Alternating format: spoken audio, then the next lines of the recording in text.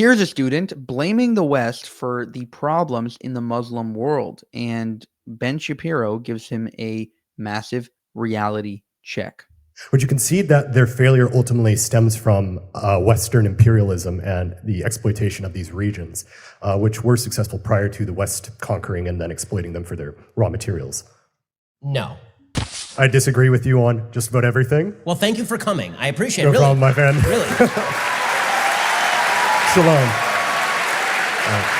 So my question is, you noted that Western civilization was built upon Judaism or Judeo-Christian values, but would you concede that other civilizations, such as the Islamic civilization, especially during its golden age, and Chinese civilization and Indian civilization, which were very economically successful as late as the 17th and 18th century, would you concede that their failure ultimately stems from Western imperialism and the exploitation of these regions, which were successful prior to the West conquering and then exploiting them for their raw materials?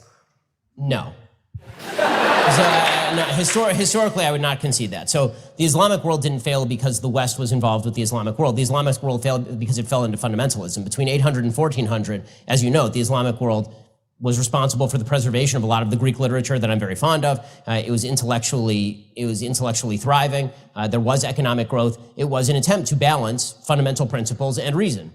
And then Islam fell into a form of fundamentalism that tried to rule out reason in favor of theocracy, and that has continued, unfortunately, until today. As far as the failure of economic growth in places like China, China was successful as a mercantilist state in the same way that some Western countries were successful as mercantilist states. But what has made the world different is not mercantilist states. What has made the world different is a fundamental recognition of the alienability of individual human labor, and that is what has allowed the West to grow beyond China. So China is still a very powerful country, economically speaking, but it has not embraced the principle of individual human liberty still, and that's a serious problem. So I don't think that imperialism can really explain the failures of other civilizations to grow beyond a certain point or stagnation at a certain point. I think that's putting a little bit too much, historically speaking, not enough on the civilizations themselves, and too much on military conquest how long did the military conquest of China last? China was in control of its own fate before and after. So the conquest of China, including of Hong Kong, lasted, approximately 100 years?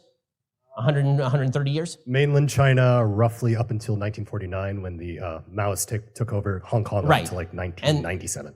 And so and by the way, Hong Kong was the most successful economic area of China. Right, which is so if we're talking about economic stagnation, Hong Kong's actually a terrible example. It's a great example of how adopting Western values in cultures that were not originally Western has led to massive economic growth. It's also true of free markets in Singapore and in South Korea and in every other place that has adopted Western values with regard to free markets and property ownership. So the conquest of those areas may be unjustifiable on an imperialist level, but from an economic growth standpoint, it was very good for Hong Kong that Hong Kong was conquered by the West, just in pure GDP growth terms. As far as the conquest of China, you're right. From the Opium Wars, which began, the 1850s, until about 1949. So it's about a 100-year gap right there. That is not what leads China to be a laggard in terms of economic growth. It certainly is not what leads China to be a laggard in terms of human freedom. There was a great lack of human freedom in China far beyond the West, in leading up to Western imperialism and then following Western imperialism.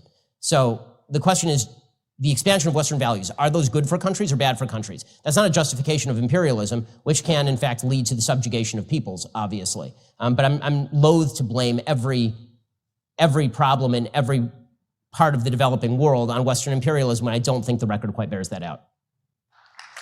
Is that fair? It is fair, and this is the same argument that people make with Israel. It's like, well, look what you did to Gaza. It's all your fault. You oppressed them.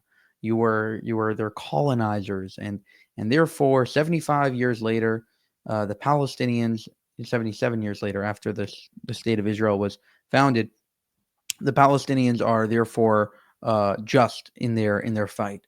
Like, grow up. For the Islamic world being left in the medieval times where they chop people's heads off, that's somehow the West's fault. Because they're psychotic and crazy, that is our fault somehow. They find a way to pin the problems. Anything Hamas does is somehow Israel's fault. You push them to that level. No, we didn't push them to that level. They had a choice. They made their choice, and it is their fault. Could it potentially be that some things that we did didn't have a positive impact on Gazan society or Palestinian society and maybe radicalize them to an extent? Perhaps. But at a certain point, after 77 years of constant attacking Israel, at a certain point, you just have to ask yourself, if every other Arab country made peace with Israel and they're the only ones left pretty much, maybe they are the ones that are at fault. Maybe they're the ones that have a problem and not Israel.